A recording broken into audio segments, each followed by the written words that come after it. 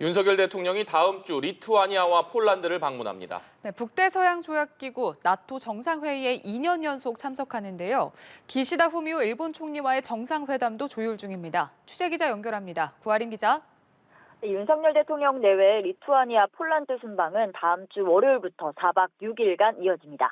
윤 대통령은 리투아니아에서 열리는 나토 정상회의에 참석해 우크라이나 전쟁 상황에 대해 논의하고 나토 국가와 인도태평양 지역의 협력 방안, 또 안보 위협에 대한 대응 방안도 논의합니다. 지난해 한국 대통령으로서는 처음으로 나토 정상회의에 참석한 윤 대통령은 올해로 2년 연속 참석하게 됐는데요.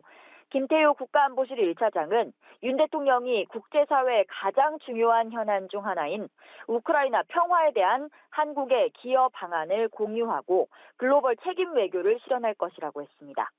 나토 정상회의 참석을 계기로 윤 대통령과 기시다 후미오 일본 총리의 정상회담도 조율 중입니다.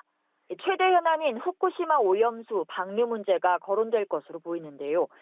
대통령실 관계자는 윤 대통령이 우리나라 국민의 건강이 최우선이라는 입장을 근거로 필요한 말을 할 것이라고 설명했습니다.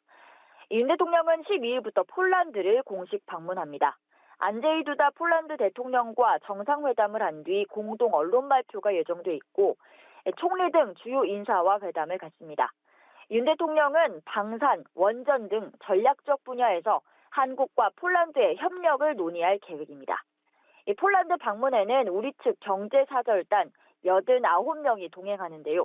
우크라이나 재건 사업 참여를 위한 현지 진출 기업과의 간담회 등이 예정돼 있습니다. 또한 폴란드 비즈니스 포럼도 열릴 예정으로 양국 기업인 250여 명이 참석하는 것으로 알려졌습니다. 최상목 대통령실 경제수석은 윤 대통령이 동유럽의 가장 중요한 협력 파트너인 폴란드와의 경제협력 성과를 평가하고 발전된 파트너십을 제안할 것이라고 밝혔습니다.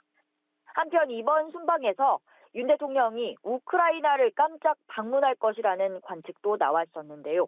이에 대해 대통령실은 별도로 우크라이나를 방문하거나 정상회담을 할 계획이 없다고 밝혔습니다. 지금까지 대통령실에서 전해드렸습니다.